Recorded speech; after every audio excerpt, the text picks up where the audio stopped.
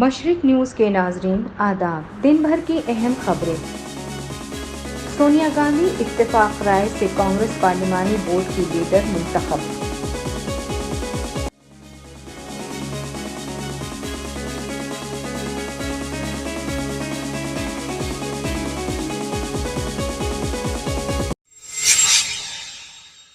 دہشت گردی کو کسی مذہب سے جوڑ کر نہیں دیکھا جانا چاہیے، Imran Khan. No religion allows killing of innocent human beings. مجلس اتحاد المسلمین کے سربراہ اسد الدین اویسی نے کہا کہ ہندوستان کو آباد رکھنا ہے، ہم ہندوستان کو آباد رکھیں گے۔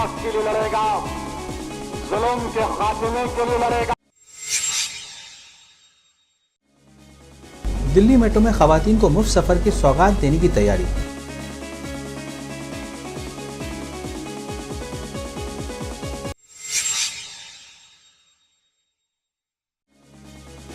کشمیری ٹورسٹ گائیڈ نے اپنی جان دے کر 5 سیاحوں کی جان بچائی۔ خبریں تفصیل سے۔ ترقی پسند اتحاد یو پی اے کی سربراہ سونیا گاندھی کو کانگریس پارلیمانی بورڈ کی لیڈر منتخب کیا گیا ہے۔ کانگریس کی میڈیا انچارج رنبیر سنگھ سروجے والا نے بتایا کہ پارٹی میں 9 منتخب اراکین پارلیمنٹ میں ہونے والی میٹنگ کے دوران سونیا گاندھی کو عوام اتفاق رائے سے کانگریس پارلیمانی بورڈ کی لیڈر منتخب کیا گیا ہے۔ خیال رہے کہ سونیا گاندھی 16ویں لوک سبھا میں پارلیمانی بورڈ کی لیڈر تھیں۔ سونیا گاندھی نے ملک کے 12.25 کروڑ رائے دہندگان کا شکریہ ادا کیا جنہوں نے کانگریس پر اعتماد کیا۔ اس دوران راہل نے کہا کہ بی جے پی کو ہرانے کے لیے ہم 52 لوگ ہی کافی ہیں۔ پارلیمانی پارٹی کی اس میٹنگ میں کانگریس صدر راہل گاندھی کے علاوہ سابق وزیر اعظم منموہن سنگھ، آنند شرما، غلام نبی آزاد سمیت کئی لیڈران موجود رہے۔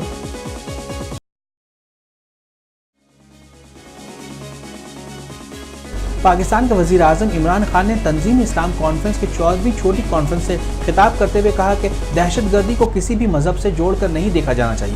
انہوں نے کہا کہ جب بھی کوئی مسلمان دہشت گردی میں ملوث ہوتا ہے تو اسے مغربی دنیا اسلامی دہشت گردی کا نام دیتی ہے۔ No religion allows killing of innocent human beings. So the whole suspicion is raised against Muslims everywhere. This attack in New Zealand by this gunman who goes into a mosque and shoots 50 innocent people is because they cannot understand that Islam has nothing to do with terrorism. And they have this indoctrination that somehow whenever a Muslim is involved in terrorism, it's something to do with Islam.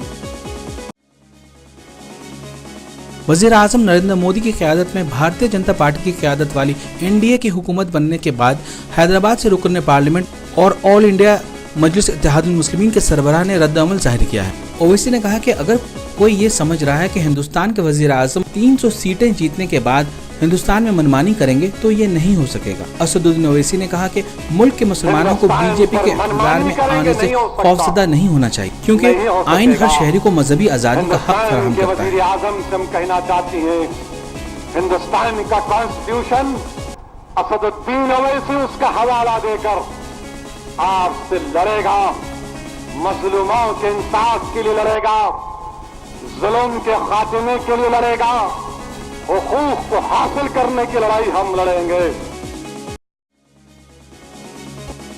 دلی حکومت خواتین کو دلی metro میں مفت سفر کی سوغات دینے کی تیاری کر رہی ہے۔ اگر سب کچھ ٹھیک رہا تو اگلے چند مہینوں میں خواتین کو میٹرو میں مفت سفر کی سوغات مل جائے گی۔ ٹرانسپورٹ کے وزیر کیلاش گہلوت نے اس بارے میں متعلقہ محکمہ اور دلی میٹرو کے اعلیٰ افسران کے ساتھ میٹنگ کی اور اس پر تفصیلی پلان تیار کرنے کا حکم دیا۔ واضح رہے کہ کچھ دن قبل ہی خواتین کو ڈی ٹی سی اور کلسٹر بسوں میں بھی مفت سفر کی سہولت مہیا کرانے کے لیے تجاویز بنا کر لانے کو کہا گیا ہے۔ دلی اسمبلی انتخاب 2020 کے مد نظر اروند کیجریوال کا یہ ماسٹر اسٹروک مانا جا رہا ہے۔ دلی حکومت خواتین کو 12 مہینے میٹرو میں مفت سفر کی سوغات دے گی۔ اس کے لیے خواتین کو مفت میٹرو کارڈ جاری ہو سکتے ہیں، لیکن اس میٹرو کارڈ کا استعمال نہ ہو سکے اس کا انتظام ہوگا۔ روزانہ تقریباً 33% خواتین کو میٹرو میں مفت سفر کرنے کی سہولت کا فائدہ ملے گا۔ وہیں کچھ طلباء و طالبات کو بھی مفت سفر کی سوغات دینے کے منصوبے پر دلی حکومت غور کر رہی ہے۔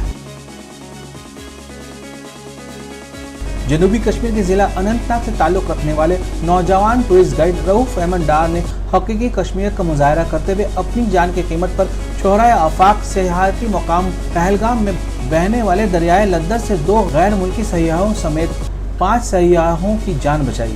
ذرائع کے مطابق پہلگام میں رافٹنگ پوائنٹ پر جمعے کے روز ایک کشتی تیز ہوا کی لپیٹ میں آ کر الٹ گئی اور کشتی میں سوار تمام سیاح دریائے لدر میں غرقاب ہو گئے۔ اس دوران رؤف احمد ڈار نامی ٹورسٹ گائیڈ نے اپنی جان کی قیمت پر 2 غیر ملکی سیاحوں سمیت 5 سیاحوں کی زندگی بچائی۔